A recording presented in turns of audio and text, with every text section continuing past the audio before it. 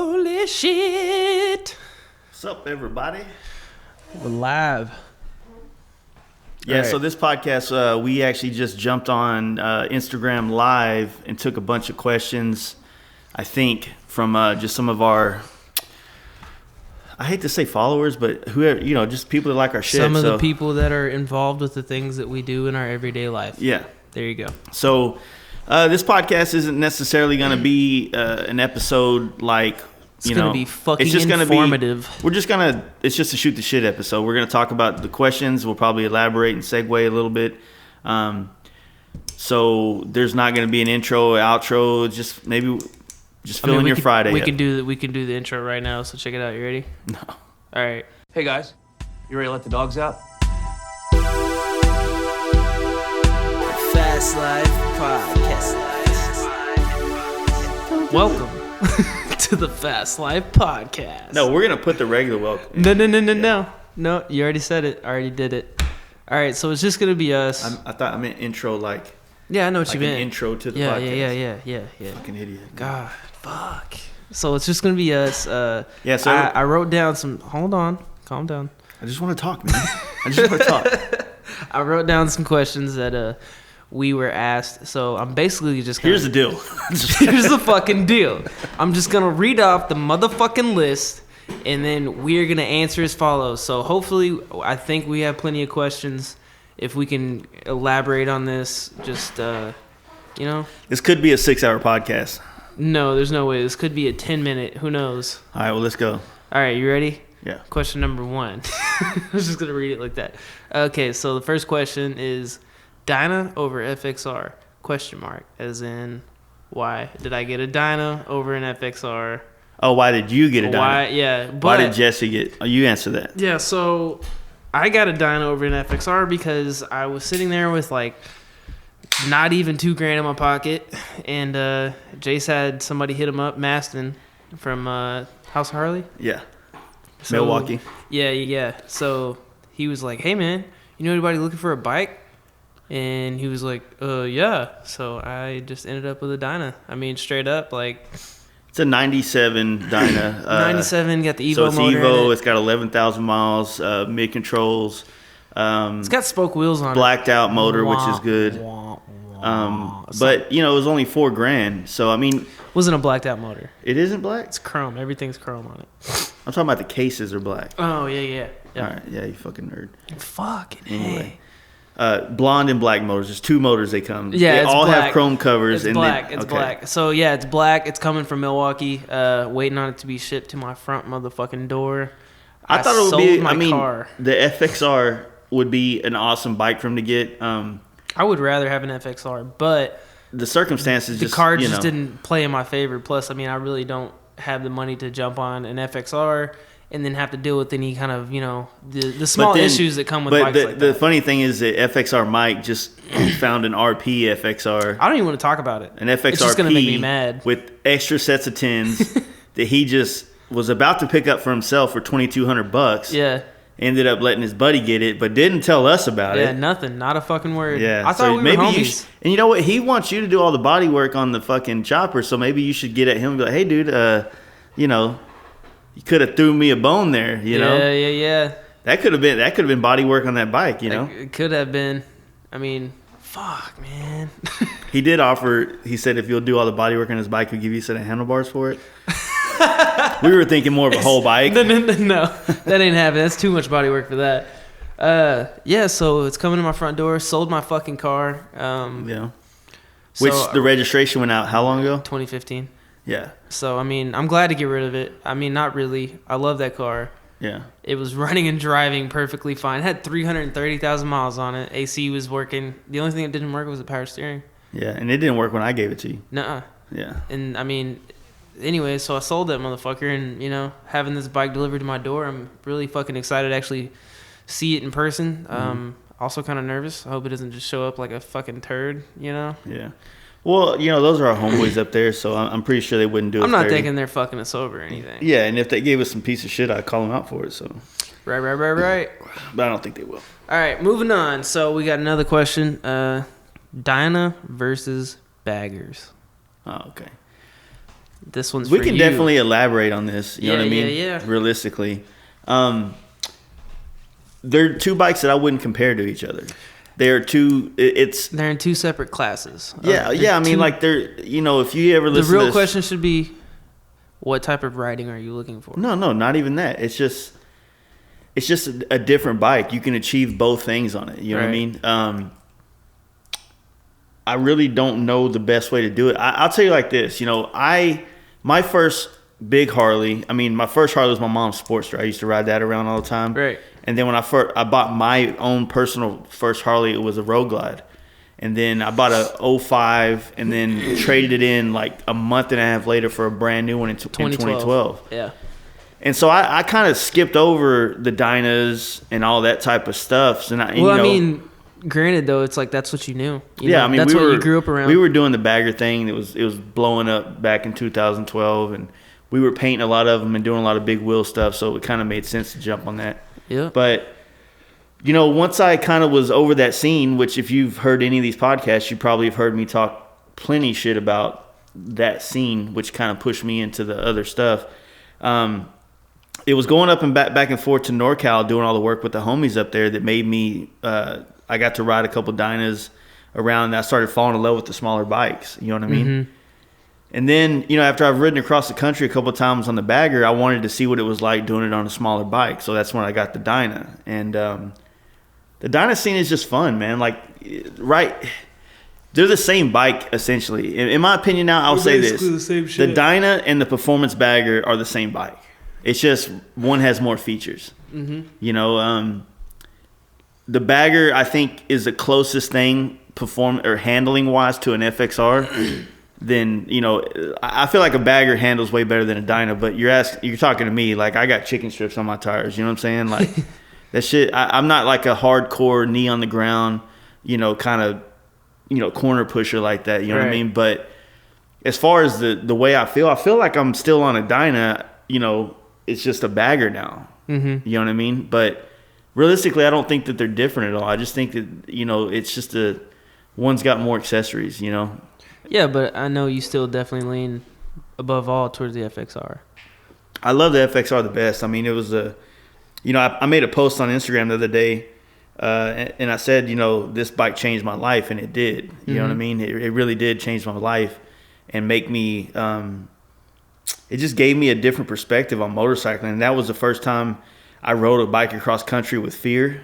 Yeah. You know, like, fuck, I might not make it back home on this bike. Right. And that fear kind of like really was fun. Mm-hmm. You know what I mean? It gave a new edge to something that you had already become accustomed and, you know, to. And it was just it was a fun experience. And the moment I got on that FXR, I mean, the great guys like FXR Mike and Joe and Chris Harry and all these guys that kind of helped guide me when I was building the bike and helped me get on them. Mark Matthews at Texas Performance, like all these guys really helped hone the experience. You know what I mean? I remember how fucking stressed you were doing that. Oh yeah, dude! I that. almost had I feel like I had a panic attack on that thing. Oh, your first one. Yeah, first of many. But no, I mean, like, seriously though, I mean there's really not a difference. It's just the only difference would be like if you said big wheel Bagger Dyna. You know what I mean? If you said that, then yeah, there's a huge difference. And honestly, man, you know, as much shit as I talk about big wheel baggers, they're still fun. Dude, Yeah. I had a great time on it, you know, blaring my music and Being a hoodlum. being that guy, you know. Had a great time.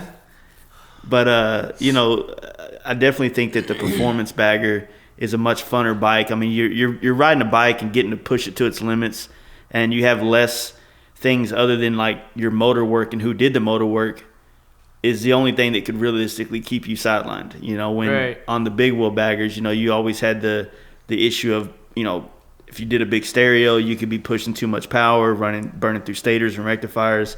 Or if you did an air ride, you could be stuck out in the middle of nowhere like I was one year, with airlines blowing and bags blowing and all the things that come with that. So there's just more that can go wrong with the traditional big wheel bagger. The more you do, the more you have a chance to fuck shit up. Yeah. You know what I mean? So the Anyway. bigger something is. Yeah. So the next question we have is, what are some of the favorite builds Man, I've only really built all the bikes that I've never quite got the opportunity to build a bike like I've built for myself for other people. I think the closest I've ever really got to that was my good friend Brad when we did his green road glide, but not to say anything bad about that experience, he still had a budget in building that bike that didn't quite equal out to what I did on my bike at the time. Right? Yeah. When I built my white big wheel bagger, I think that bike kind of helped catapult me in the industry to where I started having a reputation and a name, and you know, started getting some better high-end paying jobs. But then, you know, doing the Dyna, like, because I built the white bike, and then the next bike I was doing the Dyna for myself, and the Dyna was just a fun experience. It was different. It was new. Yeah. You know, so I was trying to do research and understand what parts I'm buying, why I'm buying these parts, why this one's better than that one. And it was cool, but man, the FXR build is by far the most in-depth I've ever gone into a bike. The most stress you've ever been. The most stress, and you know, the reason why is because I had guys like Mark from Texas Performance. I had guys like Paul from Lindahl Wheels. You know, who else was a big help?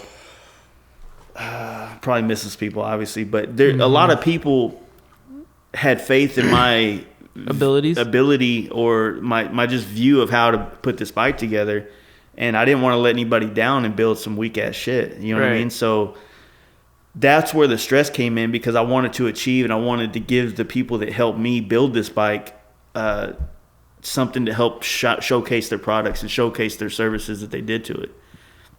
But so if you would ask me this 2 years ago, it would have been my white bagger. But you ask me this now, my FXR, you know, and going forward, like with the Dyna that I'm building for myself and the Dyna that I'm building for Black Jetty, his Dyna, the goal is to go balls to the wall. It's to just try to do the baddest thing we can do on a Dyna, which I'm excited and nervous, but I'm excited. And my T-Sport that I picked up, my goal is to build a really like meticulously clean, detail-oriented performance Dyna. So I don't want to do a wild paint job. I don't want to do anything crazy on it, but I want it to have quality parts. I want it to perform like a fucking retard, you know. And hey, Wodell, can't be throwing the R word around. Yeah, and I just want it to, you know, I want to build two different bikes and show the range of which we can do some bikes. You know what I mean? But I'm still relatively, you know, we're relatively young in the bike building part of our business. You know what I'm saying? So yeah, it's a new foot we're putting forward.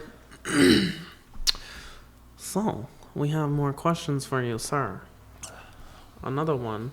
Performance baggers over Dyna FXR scene. Didn't we just kind of talk about that? Yeah. Or what was the one that was? This one's more about the scene of it. What is the ins and outs? Like what do you prefer, I guess? I think the scene's all the same. They all run in the same crowd. Yeah. You know what I mean? So the performance bagger scene is the same as the Dyna scene. I mean, the best way to look at that is like the performance Harley show at Ace Cafe in Orlando. Yeah. I mean, there was some of the baddest FXRs in the country there, from like Pop's Garage and fucking, who else was there? Barnstorm. Even like Race Glide and all the dudes up there from Massachusetts with their performance baggers, you know, they were there. I mean, it was just the mix of, I think that those three types of bikes are all in the same scene. Yeah. You know, it's like, you're not going to see like one gas station's all performance baggers and one's all this. Yeah. You know what I mean? It's kind of all the same. It's just, and it should, and I'm hoping it stays that way, because I think what makes that scene up is just a lot more appreciating and a lot less hating on each other. You know absolutely, what I mean? Dude. I mean, what the fuck is the scene? You know what I mean? It's just fucking people hanging out, if you really think about it. So why are you going to talk shit on your bros? Well, I think that the best part about it is that the concept is like, you just want to hang out with other dudes that have bikes like yours, instead of, you know, like. And I mean, that's why it goes back to the whole show aspect and how that breeds a bad, you know. That's exactly what I was about to say. Yeah. It's the same shit. You know what I mean? Honestly, I don't give a fuck what you're riding. Yeah. You know, just don't pull up on a dirt bike or some shit. I'd be like, hey man, that's not gonna make it. You know. But I mean, other than that, dude, I really don't give a fuck what you're riding. You know, if you're down to ride and you want to go out and you want to ride, let's go. You know, FXR guys are pretty much a lot more loyal to the FXR bike in general. You know what I mean? Yeah, but, very much so. You know, the guys in that scene that are smart, they understand that, you know, there's a bunch of Dynas out there and they're essentially the same style of bike, not the same bike. Don't get mad at me, you FXR guys. They're not the same bike, but it's the same style. It's the same, like, you're doing the same type of riding on the bike is the concept. It's the same vibe. Yeah. So, I mean, for those guys that kind of get mad, like, oh, it's an FXR show, not an FXR Dyna show. Like, come on, man. Like, a lot of younger people are on the Dynas, and eventually they're going to want to get on FXRs, you know, or, you know, even the performance baggers. It's all keeping it alive is what I think is important. That goes off another question we have. What do you think could help draw younger riders and new riders at least? Man, I think that it has a lot to do with, you know what? I have a great concept, and we're going to be on this one for a minute. All right, let's go. So, so Brian from Paint Huffer hit me up yesterday and said that Paul Sr. he hasn't called me, but he said he might be calling me to see about us doing paint work for the Orange County Chopper Show, right? Yeah. I'm pretty, you know, I thought about it all night, and I'm not really sure that I would want to take that job. Mm-hmm. Great opportunity, possible TV, all this crazy shit, but if anybody's heard any of the podcasts I've ever said, or even the ones that we were on Danger Dan's, I've never been a fan of his style of bikes. Right. And I feel like I would be a major hypocrite to jump on the chance to do that clown type bike stuff when I like to push the idea of, you know, so what you're saying right now is you don't want to sell out. I don't want to sell out. Yeah. Yeah. So, but to bring that back into the question, you know, when I was younger and I was getting into motorcycles, that was when like Motorcycle Mania and the original biker build-offs was taking place. And I was actually having this conversation today with All-Star at Bagger, All-Star Baggers when I was there.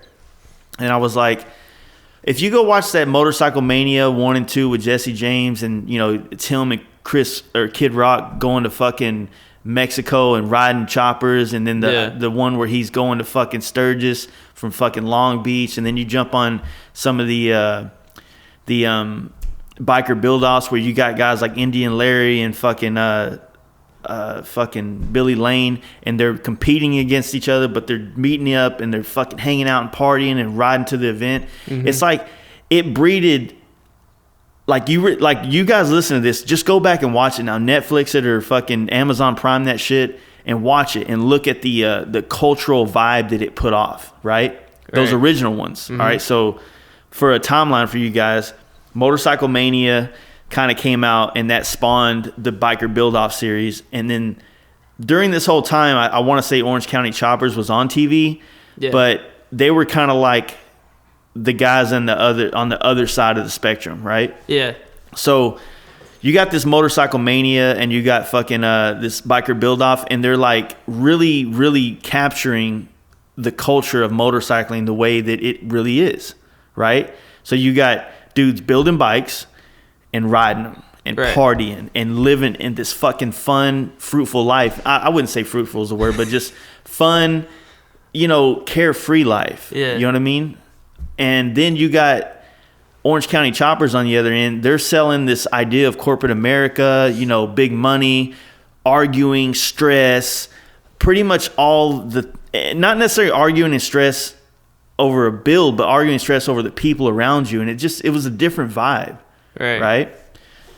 So I think that those original shows that were good, that captured riding and living a motorcycle life, was good for the industry. I feel like that brought a lot of people in. So you think media had a big thing to do with it? Media has everything to do with it. I think Sons of Anarchy brought tons of people into motorcycling. Tons. Right. You know, like we were talking to the club guy at the shop the other day, and he was talking about how bad that show was for the club culture. Yeah. I get that, but, you know. That dude was that was a pretty interesting conversation we were having with that dude. Just call him up. Yeah, I don't think he can talk on the mic, definitely though. not. But, you know, those shows kind of bring a lot of culture and even podcasts. Even like I can't tell you how many people have hit us up on our podcast and say that they wanted to get into motorcycling because they heard it, and we've only been doing this 3 months. Yeah, like we're not a TV show or any of that shit. I mean, but the idea is it has to be fun and it has to be something that looks obtainable. Right. It has to be something that is inspiring, and I think that if shows and magazines and everything like we've talked about on our podcast, if the trend and culture started pushing the life of motorcycles more than the financial spending of motorcycles. That is exactly what I was about to say, because I was like, nowadays whenever I think about motorcycles or anything like that, and I'm looking at magazines and shit, all I think about is like the fucking built up nice badass shit, and that's what most people think about. It's like, just a part of it. Exactly. And so the issue is when they see those things, they see that it's unattainable because they're like, oh, I can't fucking do this, I can't do that. They don't have to, man. Exactly. So if they see the culture and the lifestyle, and they just realize like, dude, all I gotta do is fucking go sell my car. Yeah. All I gotta do is fucking work, this. do this. I gotta chop this shit. It's like, it's fucking, anything is attainable as long as you realize it's attainable. Yeah. You know what I mean? Like, that's just straight fucking how you're looking at shit. It's perspective. Yeah. So I think the issue is like the over glamorization of what this is, because it's not like this whole thing is a glamorous fucking. The best example is Giddy Up, right? Yeah, perfect. If you take anybody, okay, let's paint this picture real quick. For some of you guys that aren't from Dallas, Fort Worth, we have an area in Dallas called Deep Ellum, right? Big party bar. It's kind of like our street, just like most major streets has their party street. Most major cities. Sorry, yeah. Tripping. But if you think about your street in your town that's like that, and you think about all the ones across America, the South Beach Miamis and the Fremont streets of Vegas, and was it 6th Street in Austin, and all these places, right? They're everywhere. And essentially, you look at the headache of going to those things and doing it, and like, getting a cab or Uber, or fucking taking your chances and drinking and rolling, and definitely, and all the drama and this and that. And then you go to Giddy Up, right? And it's motorcycles and camping and relaxation and fucking just good vibes everywhere, and motorcycles and a lot more of a, like, when you jump in that campsite, man, you feel like you just stepped into another country where shit is okay to do whatever you want. Yeah. And you got to ask yourself, like, would I rather go buy a campsite, a couple 12 packs, be around my good friends, the people that I'm not trying to be better than, but people that I feel like I just want to be around and hear them talk and vibe on the conversation or the atmosphere. Right. Be around motorcycles, be around people that fucking love motorcycles. Mm-hmm.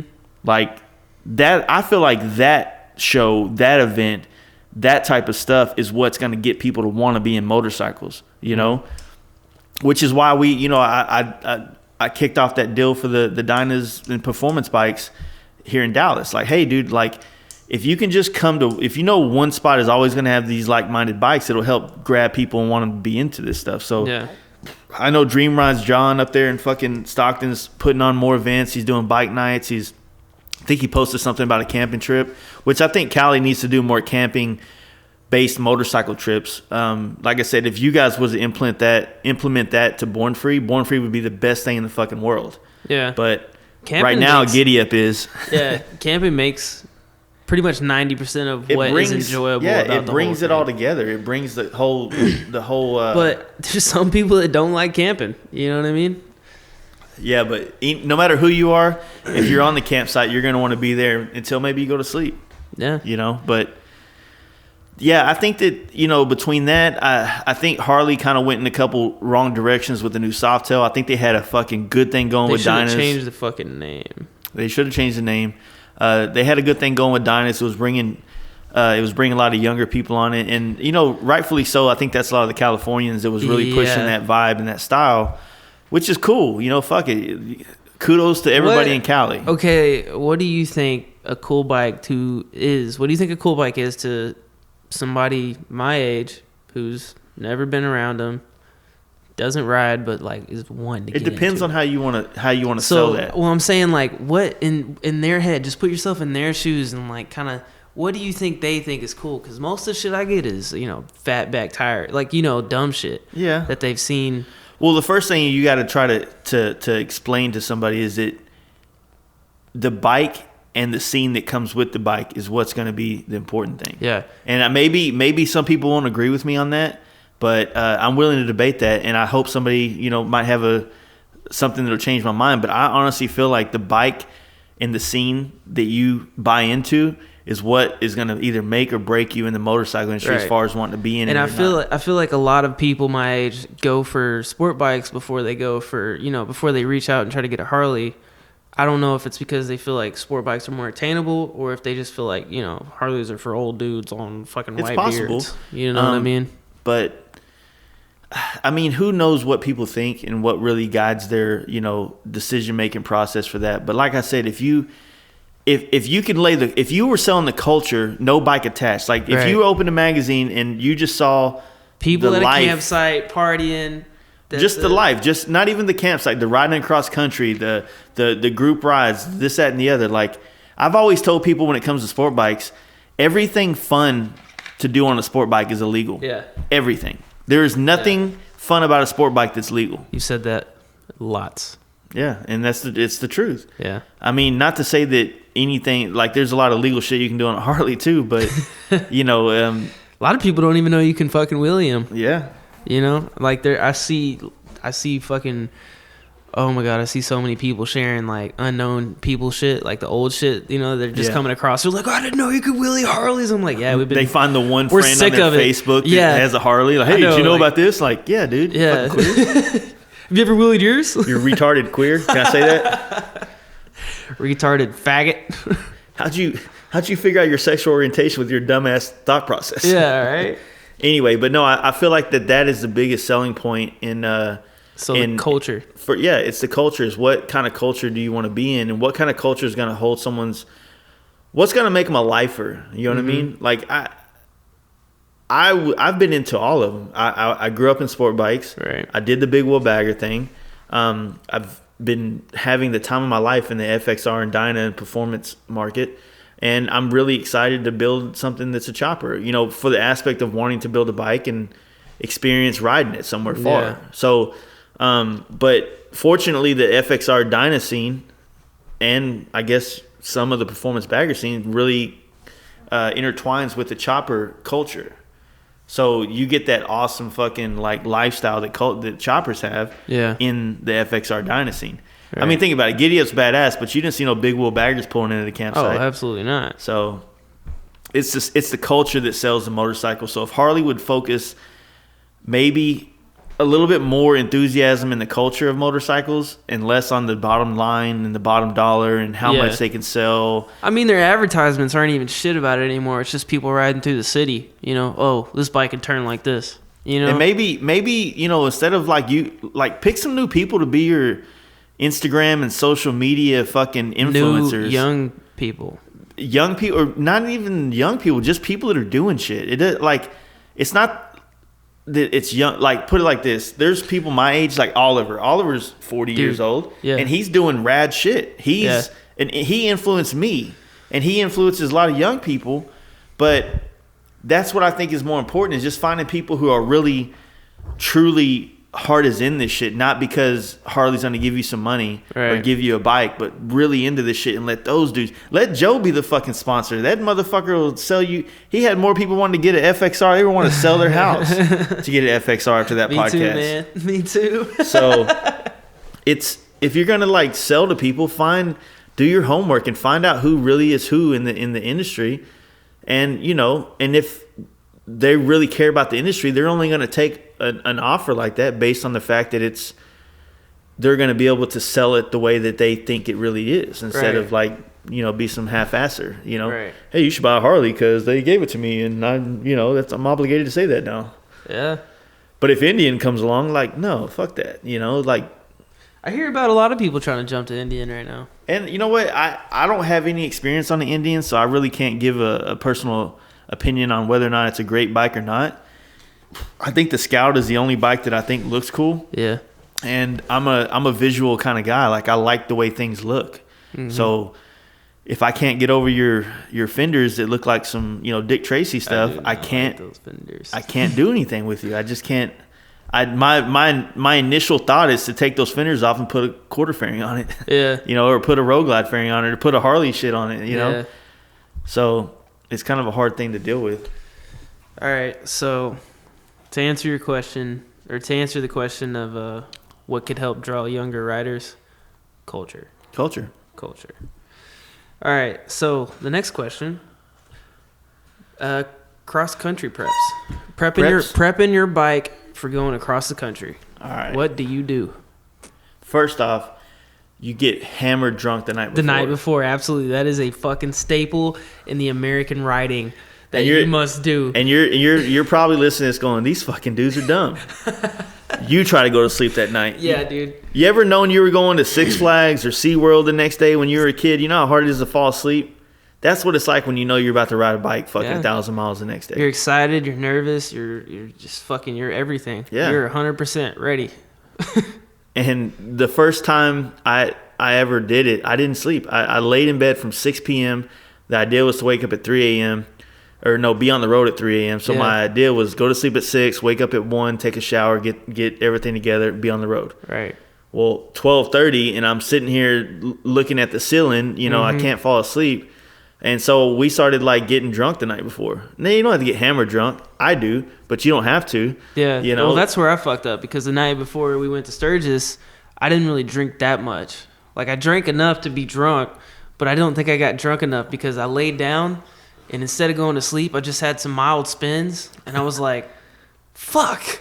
I'm riding across the country tomorrow. Oh fuck, I'm gonna die. This is gonna be dope. This is like every fucking thing was running through my head. Yeah. I fell asleep for a fucking hour, and we were out the door, and it was raining and fucking pouring. Yeah. I've learned a little bit over this last trip to Daytona.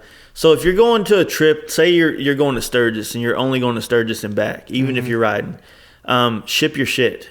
Pack the things on your bike that you can fit, and ship the rest. Like a FedEx store or some of the campgrounds that are out there, you can ship your parts or your tent and stuff like that too. Yeah. So, ship those type of things, and then when you get ready to come home, ship them back. Or if you're like me, you just leave the fucking tent there and don't worry about it. Like, say, for instance, last year when we went to Sturgis, we got there, then we went to Dollar General, picked up flip-flops, a pillow, some towels, and some like toiletries and shit like that, because we were going to be there a week. So that type of trip, you can kind of get away with doing that stuff, where you can kind of ship light. You can take light stuff with you or ship it, or however you want to do it. Stuff there. Another good thing to think about is, like, when you're taking long trips, man, like, there's a Walmart everywhere. There's a Dollar General everywhere. You can get shirts, underwear, socks. When you're getting rained on, you can get that shit everywhere. So just buy a pack of white T-shirts, man. Yeah. And if you're like us, man, you're going to stop at a dealership or a shop on the way, and you might want to fucking buy a T-shirt from those guys. So you'll be able to stop somewhere and get some like nicer things, you know what I mean? That way you're not just wearing like a Fruit of the Loom T-shirt everywhere. But I do that anyways. Realistically, you can take these trips and not have to pack super, super packed out type shit. Well, I always pack knowing I'm going to buy more like shirts, of course. So, I mean, I only bring like one or two, even if I'm staying for a week. I don't give a fuck. I wear the same shit. You know? And I mean, depending on what type of bike you're riding, if you're riding an older bike, definitely take tools, zip ties. If you're riding behind, duct tape. If you ever noticed last year, I lost the axle nut and duct tape kept it on. If you're riding behind an older bike, be sure to change shoes. Because your oil, Because the oil will be all over your fucking shoes and everything on you. But, for us, like, this year when we went to Daytona, like, I had to take my podcast equipment, my camera. I shipped my tent and all my stuff that was going to go in the tent, and then I brought like a mild couple pairs of clothes. Right.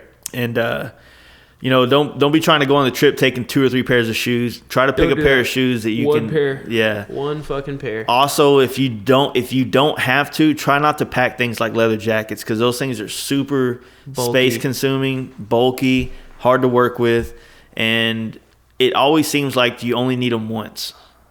If you don't have it, you need it every night. If you brought it, you only use it once, and it's in the way for the rest of the trip. 100%. So it's kind of a better weird off deal, buying man. like 3 hoodies from Walmart when you get there. Yeah. But the good thing about our very well-developed country is that you can almost get everything you need when you get there. Like, even if you just want to, even if you're going to Sturgis, dude, there's a Walmart in Rapid City. You can go grab a tent when you get there. You know, I mean, yeah, you still got to figure out how to get it from there to the campsite with, you know, your bike only. But trust me. Sit on it.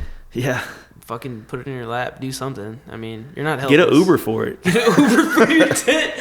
Hey, I need you to follow me. I need you to Uber my tent, dude.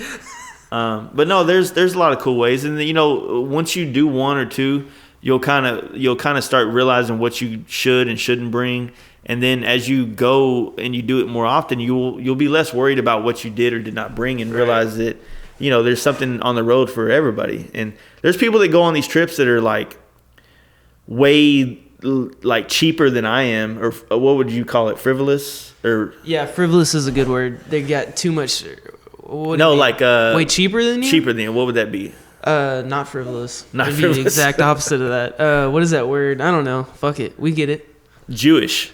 Yeah. No, basically, I'm like one of those dudes. Like, I don't mind spending money on my experiences and the shit I want to do in life. So, you know, if it's gonna make me have a better time being in Sturgis, and I, you know, go to Dollar General and buy a comforter for $20 to be super warm because it was fucking cold last year. I just froze my ass off. I didn't care. It's just, man, just fucking do it, man. You know, Yeah. But if you're doing a trip where you're not staying in one spot, you got to figure out how to get your camp and shit on there. I know Academy sells a lot of good shit. You know, if you got a good sissy bar, you can put a lot of shit on it. Or if you got a couple saddlebags, you know, you can figure it out, man. You really can. 100%. But always wear a full face. You know what I mean? Just because. All fucking ways. Because, you know, not because of safety. I don't give a shit about that. I'm talking safety, baby. When you ride long distances and you try to do it with an open face or no helmet, that wind will tire you out faster than anything else. So when you got a closed face helmet or full face helmet, you keep that wind off your face. It doesn't fatigue you as fast, and you're able to go longer and do more. So if you have ape hangers, good fucking luck, dude. Yeah, that you were just. You're definitely not going on a road trip with me with your ape hangers and no front fairing and no helmet. Like, you're gonna be, you're gonna drag me behind. Yeah. You're gonna be asleep 200 miles, man. Yeah. So there's a reason why the dudes in Cali called it club style. Like, everything for a club style Dyna was purposely put on that bike to perform and make trips. So think about that shit. Yeah. Purpose built. There you go. So another question we have here on the motherfucking notepad of questions that I wrote down. I am just wasting time until you get back to your seat. Oh, I heard you from over there. Yeah. So we have 2018 for the shop. What is the stuff we are planning for the shop 2018? Builds, updates, traveling. You want to do travel first? Sure. All right. So this is April. March, May. It'll be April 20th when you guys hear this. Obviously, if you listen to the last podcast, was Texas Hills, so that's going to be the next trip we take, which will be down in Austin, Texas. Texas Hills is a good time, good dudes that put it on, and it's local. That's next month. After that, me and the wife are going to be vanning to NorCal, which I guess since we're talking about it, if any of you guys are in NorCal, I think we're going to be there the middle of May, so we're leaving here the 11th. We'll be in the Bay, probably in Brentwood area, I think is where we're going to be staying. We'll be up there the 11th, 12th, 13th, 14th, and 15th, I think. So it'd be super rad if any of you guys wanted to all come out. And, you know, there's a couple cool spots over in Brentwood. We can all hang out, shoot the shit, if any of you guys are up in that area. So that's then. And then the beginning of June, I think that me and Jesse got to do a turn and burn type ride up to Indianapolis. We're going to try to talk to Boosted Brad on the podcast. We got to talk to HPI, which is Horsepower Inc. for you guys. And then I'm gonna try to get another podcast or two down from James Carter as a amazing seat upholsterer, maker, whatever you want to call it, crafter. So we're gonna try to do some good podcasts, but we're only gonna try to run up there. We're gonna try to do it in 4 days tops, right? Which is, it's 1,000 miles from here, so should be fine. That'll be the beginning of June, and then probably literally when we get back, we'll be doing Rock Rally, which if you haven't been to Rock Rally in Texas, you don't need to bring your bike. Just come down to your car. Fucking go, dude. So I think one of the guys in the Instagram Live was asking us about like a Fast Life camp area, which honestly, we are working on that right now. All you got to do is come in there. It's not cheap to get in, but just go in there. It's like $75 or some shit. Yeah. But I think it comes with camping. Start putting $75 is it. You go in for $75. That's it. But it's like a Wednesday through Sunday thing. So we'll be there Thursday through Sunday. And we're going to camp there, but we'll also have a booth there. So we'll be there all weekend, but for the most part, find us at the booth, come back to our campsite, and we're going to be dude, it is a blast. Yeah. It's a lot of fucking I said it the best the other day. It's the Walmart of the motorcycle industry. If you ever want to go see some crazy shit, just imagine if you could go to Walmart and just drink beer the whole time when you're there. Like, it's that fun. Right. I don't know if you'd be fun drinking at Walmart, but like a really fucking hillbilly ass part of the country, Walmart, or even like a hood ass part of the country. I don't know which one, but just if you put like all that in one place, all the weird shit that exists, and a couple nice things. There's some nice shit out there. I mean, if that's what you're into, right? But yeah, so we'll be there, and then soon after that, we'll be gearing up for Sturgis, and then after Sturgis is it's too far in advance to plan. Yeah, I was about to say pretty much just the void. We have no idea what we're doing.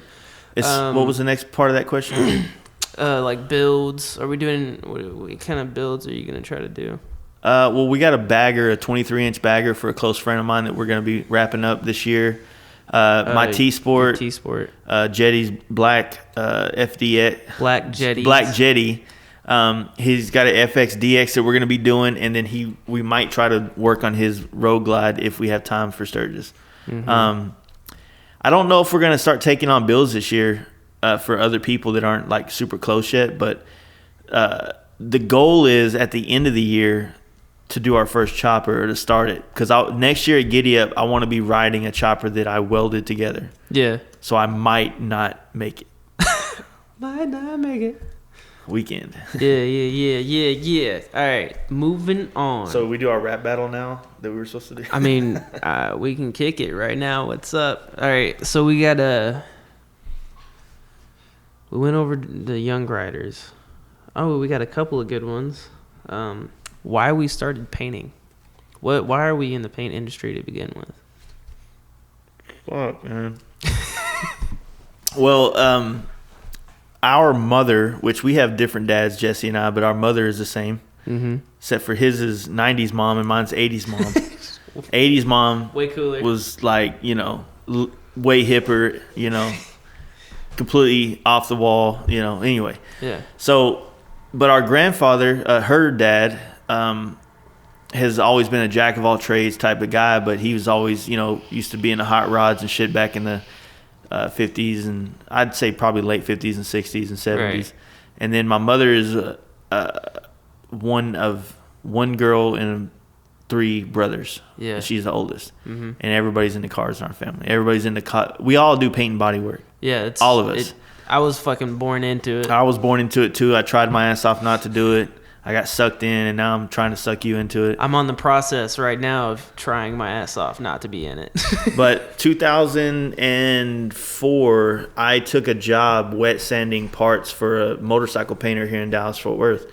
And I didn't necessarily have an art background, but I grew up like drawing and sketching. I was into comics. I used to draw like I used to color and draw like custom shoes back in the late 90s when I was into like basketball and stuff. Like I was really into design. And also all through high school, and was going to college for architecture, and I decided I didn't want to have a job sitting at a desk all day. So I went and became a body shop guy. Yeah. Threw away a real career. Fucked up. You know, and that just kind of, you know, I'm kind of one of those dudes that like, I take on more responsibility that's expected of me.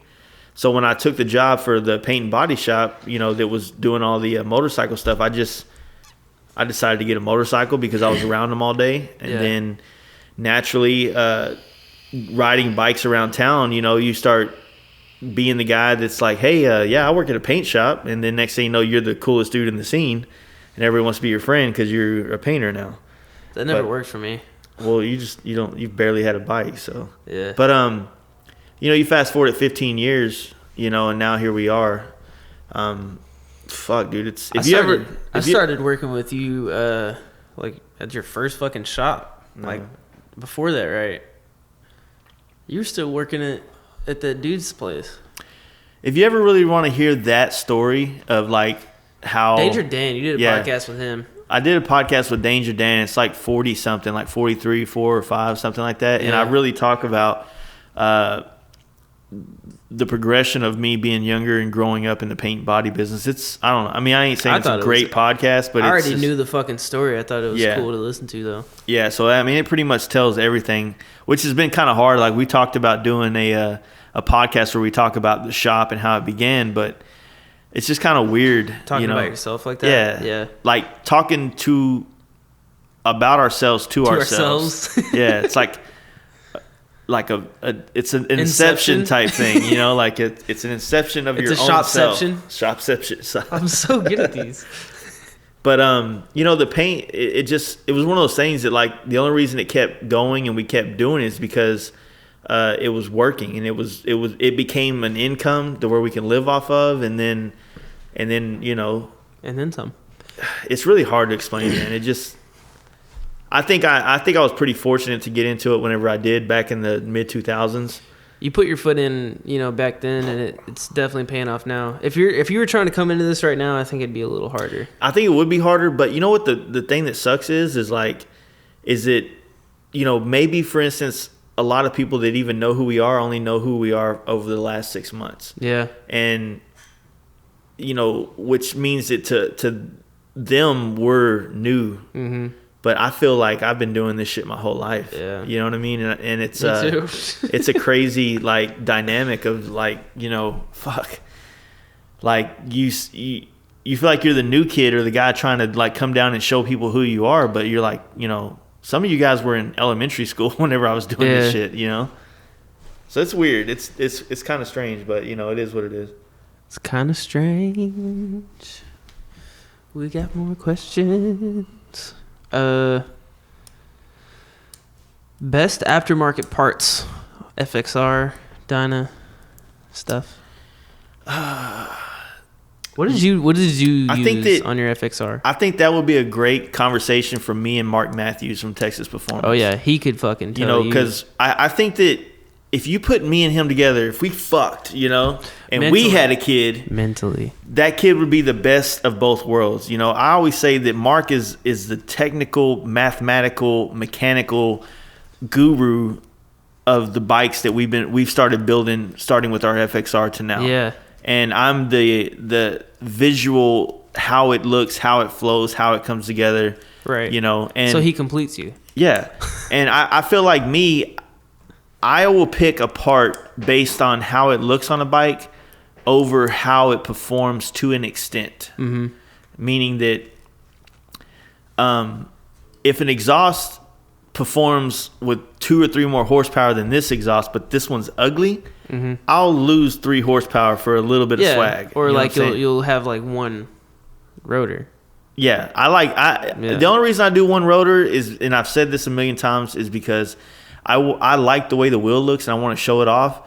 And I'm not here trying to be in a pissing match to show people that I'm a hardcore rider. Right. I like to ride bikes far, long, hard. Sounds like a porno, man. Yeah. I like to just ride, you know what I mean? Like I'm not, you know, I'll get in it here and there, but you know, I'm not like a overly aggressive rider. I'm not trying to drag my knee and drag pegs everywhere. Right. because every time I try to, it doesn't end up well. You know what I mean? Yeah. So the goal for me was just I'm definitely a laid back rider myself. I just like to ride. You know what I mean? It's like I'm not trying to. I think the first time I ever rode with Mark Matthews, we were riding through the middle of Phoenix, or we rode from Phoenix back to Texas, and we rode through the middle of Arizona to New Mexico. This dude was going around corners like he had no fear of going down, and I'm like, fuck that. You know what I mean? So, like I said, I feel like the best parts, the things that I think are the most important things to do to any bike, whether it's Dyna, FXR, Bagger, is to pick a seat, a bar position, are the two main things for your comfort. Mm-hmm. Where do you want to be, right? And then the second thing is, an exhaust, an air cleaner. Those are going to give you a mild amount of performance to it.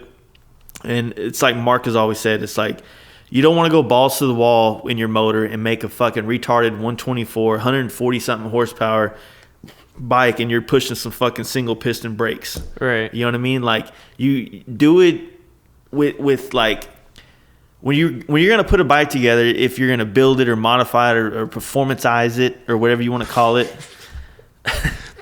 you don't want to do it like, you don't want to be the guy that goes and does all chest and have no legs. You know what I mean? Like, you need to focus on your suspension build with and all these things. With the knowledge that whatever you change in certain parts are going to make other things perform less or more.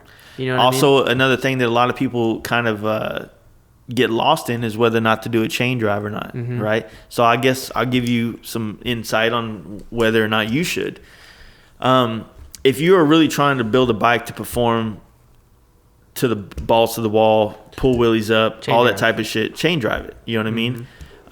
If you plan to put major miles on this bike, you're not trying to wheelie it, you're not trying to do all that shit, you should probably stick with the belt. I do chain drive because I don't know what the fuck I want in life, and I just want to have what I want. I would do chain drives as well, just because of the fact that I think it looks better. It does look better. It looks way fucking better. For two, it kind of gives you that extra. It does give you that little extra pull. Yeah, it's a little bit more power to the wheel. A little bit more torquey. So I mean, you can feel the difference with it, and I mean, regardless of whether it lasts, Well, you also you got a chain is going to require maintenance, which honestly, you should probably be willing to or know how to maintenance your bike.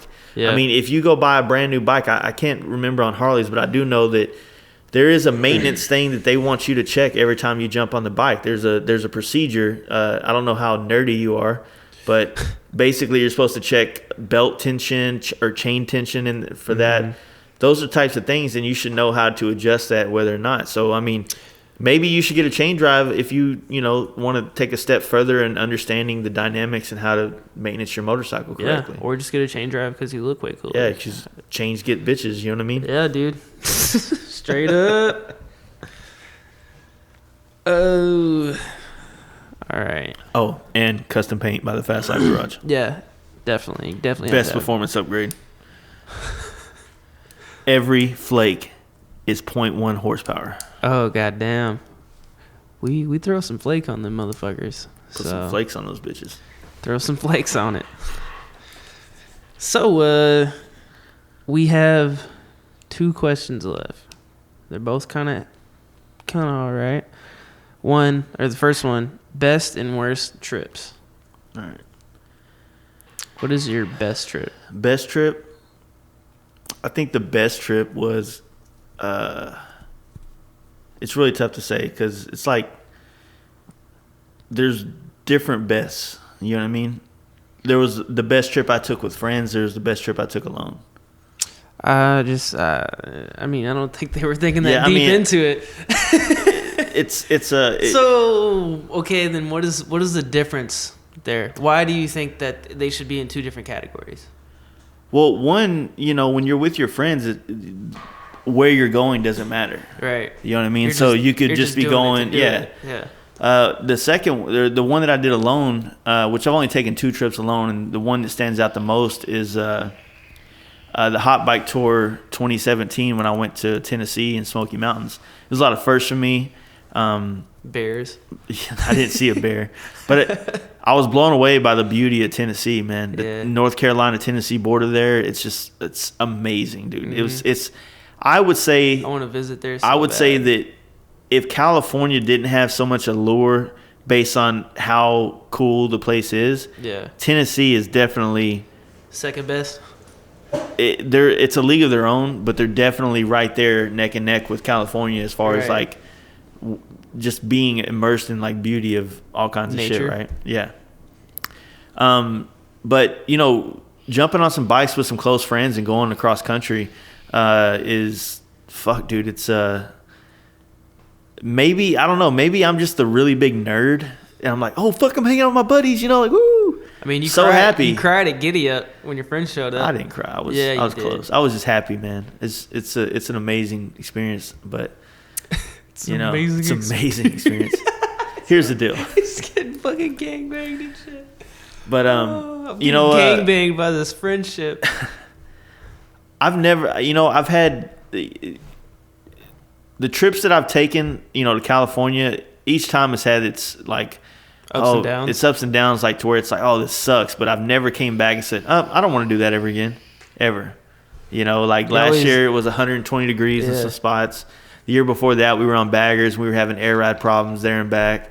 And the year before that it was no problems. It was just smooth sailing. But each trip has been a different experience, going the same places, but I've done it with Different people. Different and different people. Bikes. and different bikes, and Mhm. it's been an fucking amazing experience every time. Mhm. Sturgis is always great. I love Sturgis. I've gone every year. This will be my 5th year in a row, That was the only trip I've ever gone on. and I mean, other than like here in Texas. yeah, Sturgis is amazing. Phoenix, like, dude, anywhere, man. Like, I'm so excited because I plan on spending the next 5 years of my life really just digging deep into fucking all the corners of the United States. You know what I'm saying? So, well, I mean, that's the best thing to do is find what the fuck is here, yeah, experience it, and then leave the country. yeah. So there's like, I think that any trip I take is the best. Now, as far as the worst, I've you've heard me say it on the podcast before, but I did not enjoy Daytona, but I did it the wrong way. You know, if you Yeah. listen to the podcast that we did with Danger Dan, he took the route that I should have. And me being someone that so commonly and so just, I always talk about how important it is to stay off the main highway. I don't know why I didn't take my own advice when I did that trip. Right. I think because Jetty, the guy that rode with me, it was his first trip, and we were really trying to make time. And so I said, fuck it, we're just going to jump on the highway. Right. And first off, it was super cold, so that kind of like was not expected. You're going to a state like Florida, so you're expecting sunshine and bikinis, and everybody's in beanies and fucking Ugg boots. You know what I'm saying? And it was just cold. Like, we didn't pack a leather jacket for that. We weren't really prepared for it. And Jetty bought one on the trip. He bought a $600 jacket. He's fucking got it like that. And it just it wasn't. It was a bad experience. Now, if I do it again, if time allows it, and I have a chance to experience it again, I would do my original plan, which I talked about it on an earlier podcast. My original plan was to take the back roads and go all the way down to the Keys and experience that, and then ride up to Daytona and then ride home, but all taking back roads. Yeah. And only doing the major highways when I had to. So I think that that's the only reason I could honestly say I didn't enjoy Daytona, other than the fact that Daytona's gay as fuck. Yeah. They don't want you there. Yeah, they don't. Daytona itself, it's, if you only go to Daytona and you don't go to Sturgis, then you are not doing it right. Like, Sturgis is a town that wants you there, that is happy you're there, and Daytona is like being hated and not wanted there, Yeah. and the cops are there to just fucking ruin your life. Fucking rape you. So it's not the same, man. Like, you want, and that goes to show, like, anybody out there that's really trying to come up with a great bike event for people, make sure the town that you're doing it in, or the place Is you're doing it down in, for it. wants you there, because that can make a bad experience, man. Like, when you're just trying to go out and be on vacation, but the people that you're vacationing around is like these fucking dirty bikers and this, that, and the Right. other, So, fuck that shit. Fuck that shit. All right, last question we got. Some of the best and worst roads you've ridden on.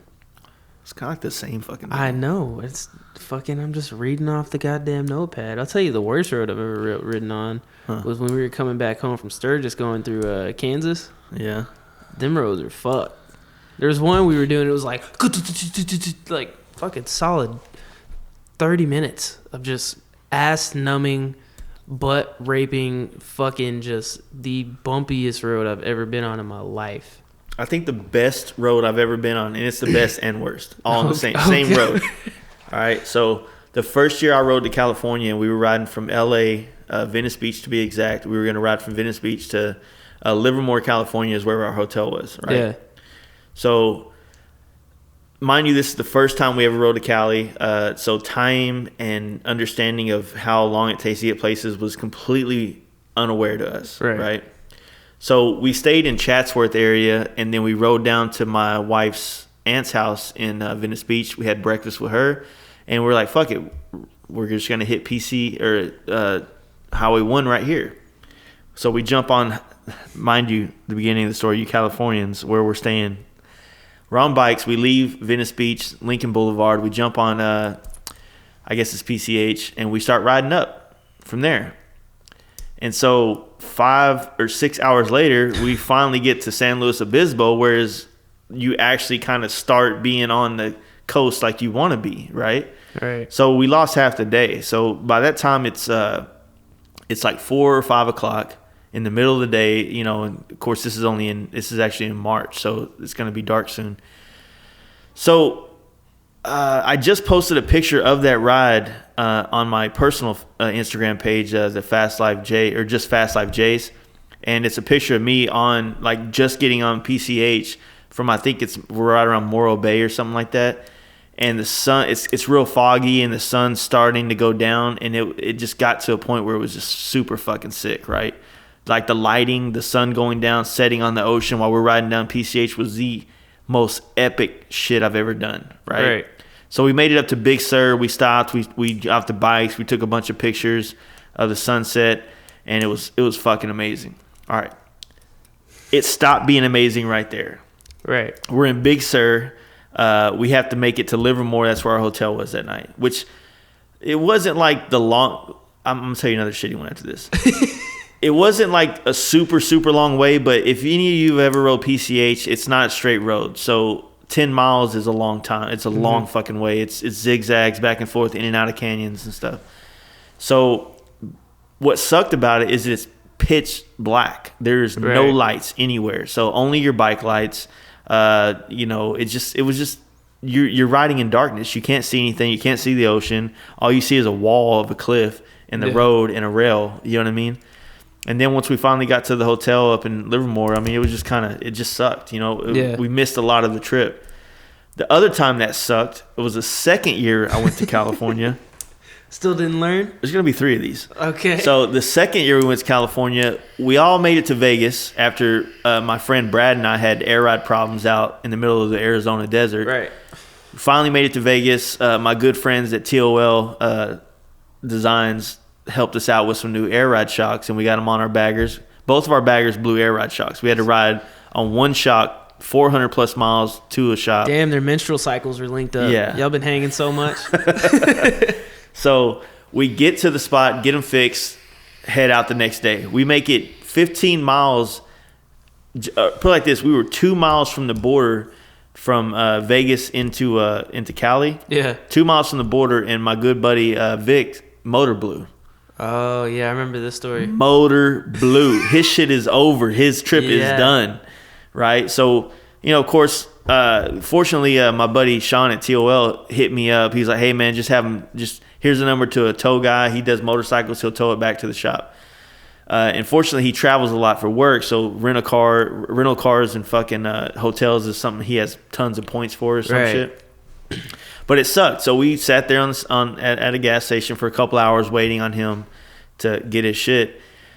Once again, our hotel that night was Livermore. It was the exact same hotel as the year before. And any of you guys out there know that route is a long motherfucking way. Mm-hmm. So we had to go from the border of Nevada and Cali and Livermore, and it's 7 p.m., right? So at 7 p.m. Is this when you were on the White Bagger? It was on the White Bagger. So at 7 p.m. This. And we got to you know, we finally left. My buddy ended up, you know, going his own way. He ended up renting a U-Haul and driving his bike home. Yeah. Right? And then, so we got to like Bakersfield at like, man, it was like, I want to say it's like 1:30 in the morning. Mm-hmm. We're fucking just, my buddy Brad is laying on the ground taking naps. We were stopping at gas stations and taking naps. We actually made it to Livermore that night. We ended up going up and hitting the 5 and taking 5 all the way up through from Bakersfield up. And we made it to the hotel at 4:30 in the morning. God damn. You know, which sucked dick, to be honest with you. It really did.